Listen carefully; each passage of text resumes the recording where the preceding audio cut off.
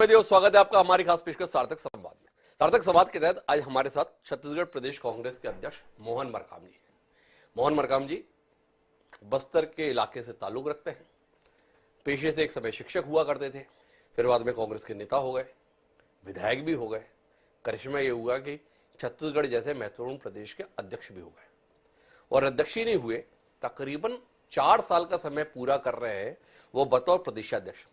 वह भी उस समय जब लगभग 15 साल के अंतराल के बाद कांग्रेस सत्ता में आई। उन्होंने अध्यक्ष पद की बागडोर भी सीधे भूपेश बघेल जी से हासिल की।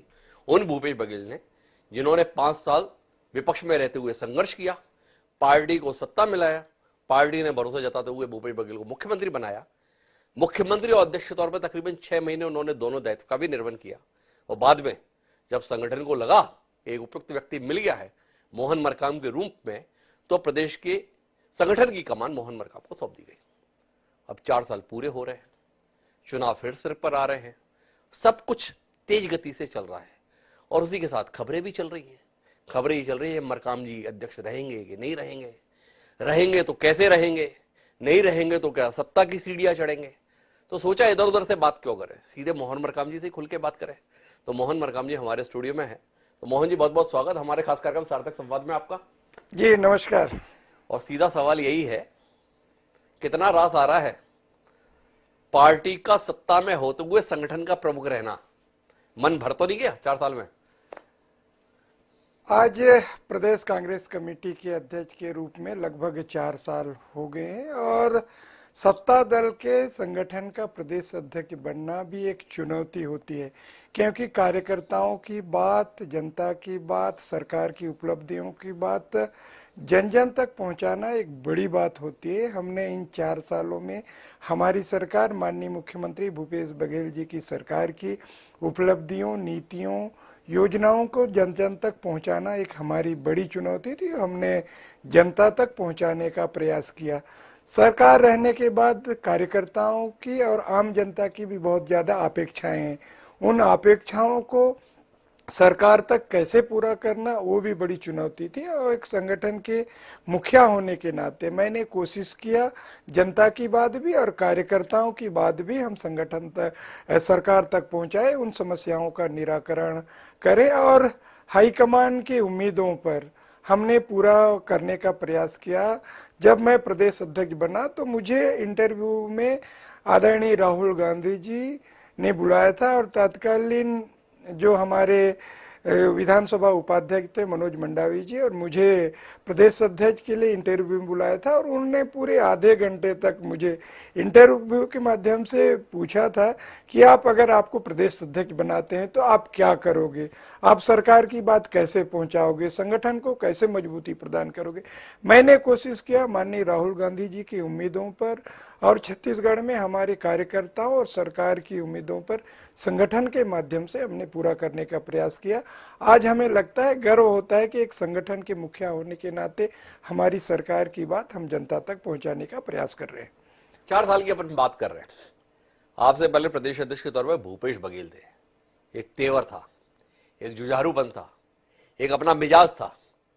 ऐसे मिजाज के आदमी का उत्तराधिकारी बन के काम करना कितना मुश्किल रहा, लोगों को कितना भाया। एक अध्यक्ष दौर में भूपेश बघेल का तेवर, एक मोहन मरकाम की काम की शैली, थोड़े से अंतर पे कुछ रोशनी मिले? देखिए तत्कालीन प्रदेश अध्यक्ष माननीय भूपेश बघेल साहब के जो कार्य हैं उनको आगे बढ़ाना एक बड़ी चुनौती थी, मगर अपन सूझबूझ के साथ उन कामों को भी आगे बढ़ाए। क्योंकि जब हम लोग विपक्ष में थे, मैं भी विधायक था, जितने भी संगठन की गतिविधियां होती थी, जितने पदयात्राएं होती थी पूरे प्रदेश भर में, मैं अकेला विधायक था जो पूरे प्रदेश में माननीय मुख्यमंत्री भूपेश बघेल साहब के साथ, नेता प्रतिपक्ष आदरणीय टी.एस. सिंहदेव साहब के साथ मैं कंधे से कंधा मिलाकर पूरे प्रदेश में पदयात्राओं में शामिल हुआ। उसी का परिणाम मुझे लगता है, जो संगठन को करीब से जानने का, पूरे छत्तीसगढ़ को करीब से जानने का प्रयास किया, और प्रदेश अध्यक्ष बनने के बाद कार्यकर्ताओं की जो अपेक्षाएं होती हैं, उम्मीदें होती है, उनकी बात चाहे छोटा कार्यकर्ता हो चाहे बड़ा कार्यकर्ता हो, उनकी बात हम गंभीरता से सुनते हैं और उनकी कैसे निराकरण करें उनकी बात हम सुने। हम सरकार में हैं, हो सकता है सभी कार्यकर्ताओं की समस्याओं का निराकरण संभव नहीं है, फिर भी हम अगर उनकी बातों को गंभीरता से सुनते हैं तो कार्यकर्ता हमसे संतुष्ट होकर जाता है और संगठन की बात, और जब हम कोई उनको निर्देश करते हैं तो उन निर्देशों का पालन करते हैं। हमने वही किया जो एक संगठन के मुखिया का दायित्व होता है, जिम्मेदारी होता है, कार्यकर्ताओं को एकजुटता के साथ आगे काम करें। उसी का परिणाम है प्रदेश अध्यक्ष बनने के बाद जितने भी चुनाव हुए, 5 उपचुनाव हो, 14 के 14 नगर निगम के चुनाव हो, पंचायत चुनाव हो, स्थानीय चुनाव हो, सभी में कांग्रेस पार्टी जीत मिली। सत्ता और संगठन तालमेल के साथ हम लोग आगे बढ़े, उसी का परिणाम लाभ मिला।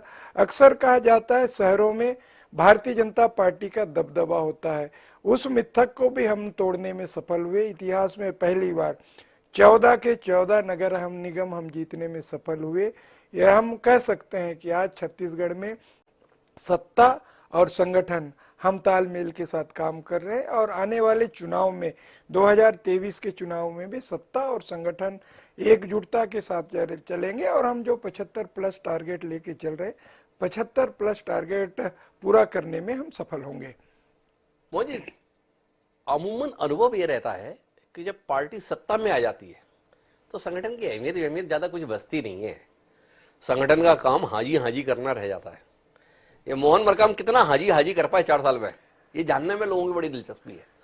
सही सही बताइए, अध्यक्ष के तौर पर रहे या हाजी हाजी के तौर पर रहे? देखिए, संगठन का महत्व होता है, संगठन के रास्ते से ही सत्ता तक पहुंचा जाता है।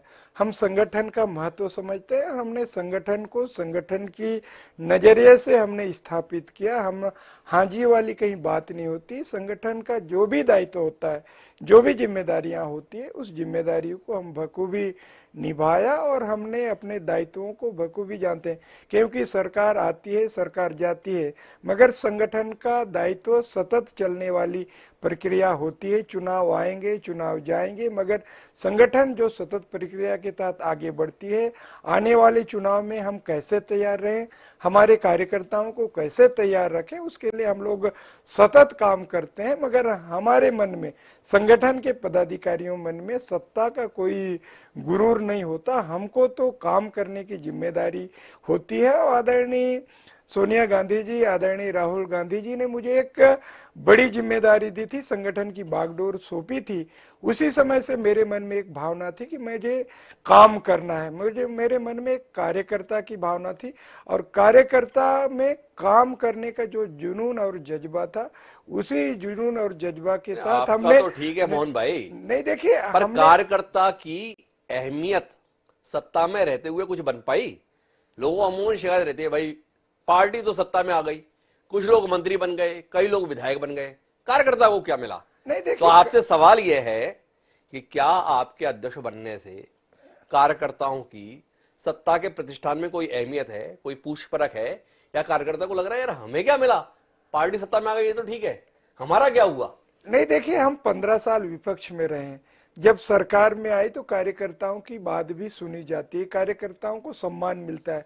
हर कार्यकर्ता ये कहता है कि हमारी सरकार है, गर्व होता है कि हमारी सरकार है छत्तीसगढ़ में, तो अपने आप को गर्व महसूस करता है। स्वाभाविक है, अगर सरकार रहती है तो कार्यकर्ताओं का सम्मान तो बढ़ता है, उनकी पूछ परख तो बढ़ती है। और हमारी सरकार आने के बाद पूछ परख कार्यकर्ताओं की बढ़ी है। पूछ परख इतनी बड़ी तो आप लोगों ने तो तय किया था, मुख्यमंत्री जी भी थे, आप भी थे, कि हर मंत्री हर दिन जो है कार्यालय में बैठेगा, राज्य कार्यालय में मंत्रियों की बाकायदा ड्यूटी लगाई गई थी। याद नहीं आ रहा अब कब आखिरी बार कोई मंत्री कार्यालय में बैठकर कार्यकर्ताओं से मिल रहा है? कहां चूक गए आप? नहीं देखिए, हम लोग हमेशा से पहले भी नियम बना था और हम लोग, हमारे मंत्री माननीय जितने भी मंत्री हैं, हर सप्ताह अपनी ड्यूटी देते हैं, कार्यकर्ताओं की बात सुनते हैं। उसके बाद संगठन के चुनाव हुए, उसके बाद राष्ट्रीय अधिवेशन हुए, जरूर थोड़ा सा गैप हुआ, मगर फिर से अभी जैसे विधानसभा सत्र खत्म होगा तो हमारे मंत्री राजीव भवन में बैठेंगे और कार्यकर्ताओं की बात सुनेंगे, उनकी समस्याओं का आपको याद है मोहन भाई कि आखिरी बार मंत्रियों का यह नियमित बैठना कब तक रहा, कितने लंबे समय से ये ब्रेक लगा हुआ है? नहीं, लगभग 2 महीने से ज्यादा समय हो गए। 2 महीने के अंदर संगठन के चुनाव भी हुए, सदस्यता अभियान भी चला, जिसके कारण हमारे मंत्री जरूर नहीं बैठ पाए, मगर आप देखिए जैसे अभी बजट सत्र खत्म होगा तो हमारे मंत्री फिर से राजीव भवन में बैठेंगे, कार्यकर्ताओं की बात सुनेंगे, जनता की भी बात सुनेंगे और उनकी समस्याओं का निराकरण मैं करेंगे। भविष्य को लेकर बात करूं, उससे थोड़े अतीत की बात और कर लेता हूं। 4 साल का लगभग कार्यकाल पूरा हो रहा है, क्या ऐसा कर पाए संगठन के लिए जो मोहन मरकाम को संतोष देता है? ये जिम्मेदारी मिली थी, ये कर पाया, और क्या ऐसा है जिसके लिए आप चाहते हो अभी अध्यक्ष बना रहो? देखिए, छत्तीसगढ़ में जब मुझे प्रदेश अध्यक्ष की जिम्मेदारी दी थी, पहली बार ऐसा हुआ है। पहले मात्र 6 लाख सदस्य हुआ करते थे, अभी लगभग हम मेरे प्रदेश अध्यक्ष बनने के बाद 19.5 लाख हमने सदस्यता अभियान चलाया। और पहली बार प्रदेश कार्यकारिणी, जिला कार्यकारिणी, ब्लॉक कार्यकारिणी हमने बनाया। पहली बार ऐसा हुआ है मेरे प्रदेश अध्यक्ष बनने के बाद, पूरा निचले स्तर तक, बूथ अध्यक्ष से लेकर प्रदेश कार्यकारिणी तक हमने बनाया। तो मुझे संतुष्टि है कि मुझे जो हाईकमान ने फ्री हैंड दिया था कार्यकारिणी बनाने में और संगठन को मजबूती प्रदान करने में, मैं उसमें सफल हुआ और जमीनी स्तर पर हम संगठन को मजबूती प्रदान किया। और आने वाले चुनाव के लिए हम तैयार हैं। हमने ट्रेनिंग प्रोग्राम हमने शुरू कर दिया है। जिस ढंग से 2018 के पहले संकल्प शिविर आयोजित किए जाते थे, फिर से हमने संकल्प शिविर के माध्यम से हर विधानसभा में हमारी तैयारियां शुरू की है, ट्रेनिंग प्रोग्राम हम कर रहे हैं। तो कहीं ना कहीं हम जमीनी स्तर पर संगठन को मजबूती प्रदान की है और हमारी सरकार की उपलब्धियों को जन जन तक हम कैसे पहुंचाएं, उस पर हम काम कर रहे हैं। मुझे संतुष्टि है कि मुझे जो दायित्व दिया गया था, उस दायित्व को मैं बखूबी निभाने में सफल हुआ हूं। आप बार बार चुनाव की तैयारी की बात कर रहे हो, हम चुनाव की तैयारी में लगे हैं। इधर तैयारी दिखती है कि आपके बदलाव के संदर्भ में चल रही है कि बहुत हो गया मोहन मरकाम को, अब कोई नया व्यक्ति आए, कोई नया चेहरा आए, नए सिरे से काम हो। खबरें तो आप तक भी आती होंगी, क्या कहते हैं? देखिए, वो राजनीतिक बातें होती है, मीडिया के कई उपज होती है और कुछ लोग इस ढंग से माहौल बनाने का प्रयास किया जाता है, मगर जो बदलने का हाईकमान पे निर्भर कर रहता है। हाईकमान किसको बनाना चाहता है, नहीं बनाना चाहता, वो बात की बात है। मगर जब तक मुझे बड़ी जिम्मेदारियां हैं, मैं बखूबी निभा रहा हूँ, संगठन को मजबूती प्रदान करने का प्रयास करता हूँ। इस ढंग से राजनीतिक अफवाहें चलती रहती है। नहीं, फैसला तो हाईकमान को जो लेना है वो ले लेगा। और मोहन मरकाम की अपनी भी तो इच्छा होगी, क्या इच्छा है? नहीं, ये चुनाव प्रदेश अध्यक्ष के तौर पर कराने का मौका मिले, पार्टी को सत्ता में वापस लाने का यश हाथ में आए, या इच्छा है कि अब बहुत हो गया संगठन का काम, सत्ता में अपने को भी मौका मिले? कब तक अध्यक्ष के तौर पर जिम्मेदारी निभाए, भाई मंत्रिमंडल का चेहरा बने? मतलब किस हसरत के साथ है मोहन मरकाम? देखिए, जब दो हमारे नेताओं को बात हो रही थी, संगठन और एक सत्ता में बात, उस समय ही मैंने तय किया था कि मैं संगठन का काम करूंगा, मैं मंत्री नहीं बनूंगा। और आज 4 सालों तक संगठन की बड़ी जिम्मेदारी मैं निभा रहा हूं। मुझे संगठन में काम करने का लाभ मुझे मिला और उसी का परिणाम है कि मैं संगठन में बखूबी निभा रहा हूं। और आज आगे भी हाईकमान का जो भी निर्देश होगा, उस निर्देशों का एक संगठन के कार्यकर्ता की भांति हाईकमान के निर्देशों का पालन करूंगा। ये बात बताइए मोहन जी, भूपेश बघेल को एक अचंभे के तौर पर देखा जाता है देश की राजनीति में। जब कांग्रेस हर तरह सिमट रही है, तब छत्तीसगढ़ के संदर्भ में बात की जाती है कि कांग्रेस अगर कहीं मजबूत है देश में तो छत्तीसगढ़ में, और इसके संदर्भ में श्रेय भी दिया जाता है तो वो भूपेश बघेल को दिया जाता है। तो एक ऐसे नेता के संदर्भ में, ऐसे मुख्यमंत्री के संदर्भ में आपकी इच्छा नहीं है कि भाई जिसके नेतृत्व में कांग्रेस को इतना मजबूत आंका जा रहा है, उसके मंत्रिमंडल का चेहरा बने, उसके साथ काम करें? ऐसी कोई हजरत नहीं है? देखिए, बड़ी जिम्मेदारी संगठन की है। संगठन के रास्ते से सत्ता तक पहुंचा जाता है, मैं पहले भी कह चुका हूं। और इतनी बड़ी जिम्मेदारी, सरकार बनाने की जिम्मेदारी संगठन को मिली है, तो संगठन का मुखिया होना एक गर्व की बात होती है। उसको मैं बखूबी निभा रहा हूं, आगे भी हाईकमान के निर्देशों के अनुसार काम करते रहूंगा। और मुझे खुशी होगी, मैं जब प्रदेश अध्यक्ष रहूंगा, दोबारा छत्तीसगढ़ में सरकार बनेगी, तो इससे बड़ी बात और क्या हो सकती है। तो मोहन मरकाम को लगता है कि उन्हें मौका मिले तो वो छत्तीसगढ़ में सरकार दोबारा बनवाने के लिए पार्टी का प्रदेश में नेतृत्व करना चाहेंगे। पर कुछ टिप्पणी भूपेश बघेल को लेकर भी तो आपके द्वारा हो जाए, कैसा आंकते आप अपने मुख्यमंत्री के कामकाज को, कामकाज के तरीके को? देखिए, पूरे देश में हमारी सरकार माननीय मुख्यमंत्री भूपेश बघेल जी की नेतृत्व में सरकार बहुत अच्छा काम कर रही है। देश के लिए एक रोल मॉडल बना है और छत्तीसगढ़ सरकार की योजनाएं, चाहे नीति आयोग हो, रिजर्व बैंक हो, अन्य सूबों की सरकार हो, सात समंदर पार संयुक्त राष्ट्र संघ हो, सभी हमारी सरकार की योजनाओं की तारीफ करती है। हमें लगता है हम सत्ता और संगठन के माध्यम से 2023 के चुनाव में भी हम 75+ के साथ सरकार बनाने में सफल होंगे। 2024 के लोकसभा चुनाव में भी छत्तीसगढ़ में ज़्यादा से ज़्यादा सीट जीतेंगे और हमारी सरकार में बहुत अच्छा काम कर रहे हैं। आने वाले समय में भी जनता के हितों में फैसला लेगी, उसका लाभ कांग्रेस पार्टी को और जनता को भी मिलेगा। बतौर अध्यक्ष थोड़ा भूपेश बघेल के लोग टिप्पणी कीजिए ना, कैसा दिखते हैं भूपेश बघेल के काम को, कितना भाया आपको बतौर मुख्यमंत्री उनका काम करना, संगठन के तौर पे आपने काम देखा, उपनेता प्रतिपक्ष के तौर पे काम देखा, विधायक के तौर पे काम देखा, ये मुख्यमंत्री के तौर पर ठीक ठाक काम कर रहे हैं ये नहीं कर रहे हैं? मतलब आपके उम्मीदों के अनुरूप काम हुआ नहीं हुआ, कार्यकर्ताओं को महत्व मिला नहीं मिला, या कुछ लोगों ने घिर घिरा के तो नहीं रह गए? साफ साफ बताए ना। नहीं, देखिए, मैं पहले ही कह चुका हूं कि माननीय मुख्यमंत्री जी छत्तीसगढ़ के 2,80,00,000 जनता की अपेक्षाओं पर खरा उतरने का प्रयास किए हैं। हम राजनीतिक दल के कार्यकर्ता, हम जनता के प्रति जवाबदेही और जिम्मेदारी के साथ काम करते हैं। हम अपेक्षा नहीं करते कि हमको ये मिलेगा वो मिलेगा।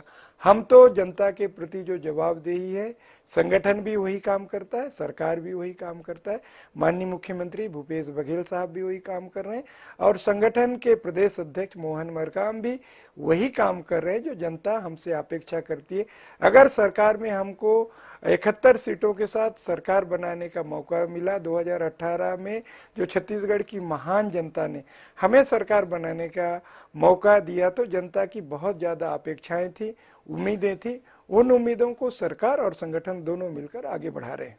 थोड़ा उलझन में हूं मोहन जी, आप कह रहे हो मैं भी बहुत ठीक काम कर रहा हूं, आप बता रहे हो मुख्यमंत्री जी भी बहुत ठीक काम कर रहे हैं, वो खबरें आती रहती है कि आप दोनों के बीच में कुछ ठीक नहीं चल रहा, तो ये गड़बड़ कौन कर रहा है? आप भी ठीक कर रहे हो, वो भी ठीक कर रहे हैं, तो ये गड़बड़ बीच में कौन कर रहा है? देखिए, गड़बड़ कौन कर रहा है आप सबको पता है, जो प्लांटेड कुछ बातें होती है, मगर हम लोग अच्छा काम कर रहे हैं।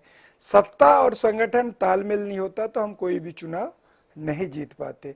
आज 5 उपचुनाव, नगरीय निकाय, पंचायत चुनाव, सभी चुनाव जीतते हैं और मजबूती के साथ हम आगे बढ़ रहे हैं। अगर हम अलग अलग होते, हमारे दिशे अलग अलग होते, तो हम इतने अच्छा रिजल्ट नहीं दे पाते। आपने देखा होगा कई राज्यों में सरकारें रहती, फिर भी उस सरकार जो उस दल का व्यक्ति हार जाता है, विपक्ष का जीत जाता है। ऐसा नहीं हुआ छत्तीसगढ़ में। हम 5 उपचुनाव जीते और भारी मतों से जीते। जहाँ जोगी जी का गढ़ हुआ करता था, मरवाही उपचुनाव हमने जीता। जहाँ जो सहानुभूति का लहर था अंतागढ़ में, वहां हमने जीता।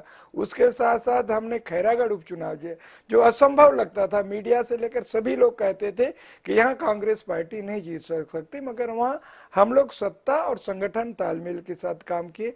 हमारे कार्यकर्ता जमीनी स्तर पर काम किए और सरकार की उपलब्धियों को जन जन तक व मतदाताओं तक पहुँचाए। उसी का परिणाम है हम सभी चुनाव जीत रहे हैं और आने वाला चुनाव भी हम भारी मतों से जीतेंगे। ये आजकल आप भाजपा की बड़ी चिंता करते हैं, आपकी पार्टी के सारे नेता भी चिंता करते हैं, मुख्यमंत्री भी चिंता करते हैं, बाकी नेता भी चिंता करते हैं। 15 विधायक हैं, 14 विधायक हैं, इनके टिकट भी रहेंगे नहीं रहेंगे, इसकी बड़ी चिंता करते हैं। ये जो आपके 71 विधायक हैं, इनकी टिकटों की क्या स्थिति है? सब चुनाव लड़ेंगे या कट छाट दिए जाएंगे? क्या है अध्यक्ष की योजना? देखिए, समय आने पर पता चलेगा। सरकार भी सर्वे करा रही है, संगठन भी सर्वे करा रही है और टिकट फाइनल करने का अधिकार तो हाईकमान को होता है और हम लोग सब मिलजुल कर उस समय की परिस्थितियां क्या बनेगी उस समय तय होगा। हम चाहते हैं हमारे जो 71 विधायक है, 71 विधायकों को फिर से टिकट मिले, दोबारा जीत के, हम सबकी मंशा है, मगर परिस्थितियां क्या बनेगी उस समय निर्भर करेगा। और हाईकमान छत्तीसगढ़ के बारे में क्या सोचता है, क्योंकि हाईकमान भी कई सर्वे करते हैं, कई रिपोर्ट उनके पास जाती है। उस समय की परिस्थितियां क्या बनेगी उस समय की परिस्थितियों पार्टी को अपने कार्यकर्ता और नेता पे भरोसा नहीं है जो ये सर्वे एजेंसियों के सर्वे के आधार पर आप टिकट फाइनल करोगे? नहीं देखिए, ये इतने नेता कार्यकर्ता जो जमीन पे मेहनत करते हैं, देखिए, इनका कोई फीडबैक सिस्टम नहीं है जिसके आधार पर ये हो कि इन्हें टिकट मिलेगा? नहीं ये देखिए, सर्वे एजेंसियां तय करेंगे आपके यहाँ टिकट? नहीं देखिए, हमारे कार्यकर्ता भी तय करते हैं, हमारे संगठन के पदाधिकारी भी तय करते हैं, रिपोर्ट सभी का मिलान किया जाता है। जब फाइनल टिकट होता है तो कार्यकर्ताओं की बात सुनी जाती है, संगठन के पदाधिकारियों की बात भी, और सर्वे एजेंसियों का क्या रिपोर्ट होता है उन पे देखा जाता है। जब कई मापदंड होते हैं, जब टिकट फाइनल किया जाता है, आप किसी को किसी के कहने से हम टिकट नहीं दे सकते, सबके सुझाव और उस समय की परिस्थितियों को हम देखते हैं। इसीलिए अभी कहना जल्दबाजी होगी। हम जब टिकट वितरण की बात आएगी तो सभी के रिपोर्ट हमारे पास होंगे, कार्यकर्ताओं की बात भी, संगठन की बात भी और सरकार की बात भी उस समय सुनेंगे, और जब टिकट वितरण करेंगे उस समय सभी की बातों का विशेष ख्याल रखा जाएगा। अब हमने कांग्रेस को लेकर काफी बात कर ली, मुख्य विपक्षी दल की भी बात हो जाए। बीपी बढ़ जाता है आप लोगों का, भाजपा के नाम से, नरेंद्र मोदी के नाम से, अमित शाह के नाम से। कितना घबराए हुए छत्तीसगढ़ को लेकर? देखिए, छत्तीसगढ़ के लोग घबराए नहीं है। छत्तीसगढ़ में भारतीय जनता पार्टी और केंद्र में बैठे भारतीय जनता पार्टी के नेता घबराए हुए, क्योंकि छत्तीसगढ़ में उनको कहीं दिख नहीं रहा है, कि दूर दूर तक उनको नहीं दिखता कि भारतीय जनता पार्टी यहाँ फिर से आएगी। छत्तीसगढ़ में 15 साल डॉक्टर रमन सिंह जी की सरकार रही है, मगर 15 साल सरकार में रहने के बाद 15 सीटों में सिमट जाते हैं। भारतीय जनता पार्टी ने 15 साल राज करने के बाद अपने कार्यकर्ताओं को और छत्तीसगढ़ की जनता को उपेक्षा किया, जिसी का परिणाम है भारतीय जनता पार्टी को भुगतना पड़ा है। मगर हम छत्तीसगढ़ की जनता की अपेक्षाओं पर खरा उतरने का प्रयास कर रहे हैं। भारतीय जनता पार्टी, मुझे नहीं लगता कि छत्तीसगढ़ में अभी खड़ी हो पाएगी, कि उनके नेताओं के अलग अलग बयान आते हैं, उनके प्रभारी के अलग बयान आते हैं, उनके नेता प्रतिपक्ष, उनके प्रदेश अध्यक्ष के अलग अलग बयान आते हैं। मुझे नहीं लगता कि छत्तीसगढ़ में भारतीय जनता पार्टी खड़े हो पाएगी। मगर हम किसी दल को कमजोर नहीं आंकते, हम चुनाव को चुनाव की तरह लड़ना चाहते हैं, और हम हमारी तैयारियां उसी हिसाब से, हम भारतीय जनता पार्टी को छत्तीसगढ़ में कमजोर नहीं आंक रहे। हम अपनी तैयारियों के साथ, हम उनके कैसे मुकाबला करें उन तैयारियों के साथ हम आगे बढ़ रहे हैं।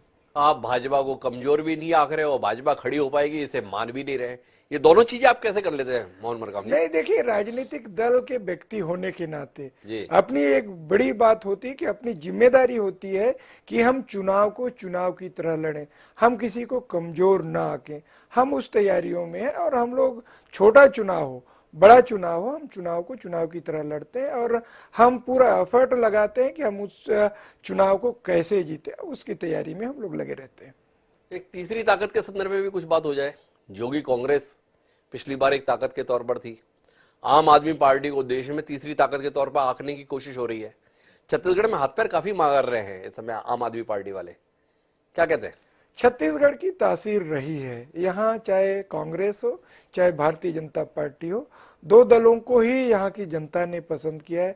आपने देखा होगा, चाहे जोगी कांग्रेस हो या एनसीपी हो या कई दल यहाँ बनाए, क्षेत्रीय दल बनाए, मगर कोई दल यहाँ छत्तीसगढ़ में नहीं टिक पाए। अभी भी जो आप पार्टी हो या अन्य दल यहाँ अपने भविष्य तलाशने का प्रयास करते हैं, मगर मुझे नहीं लगता कि यहाँ सफल होंगे।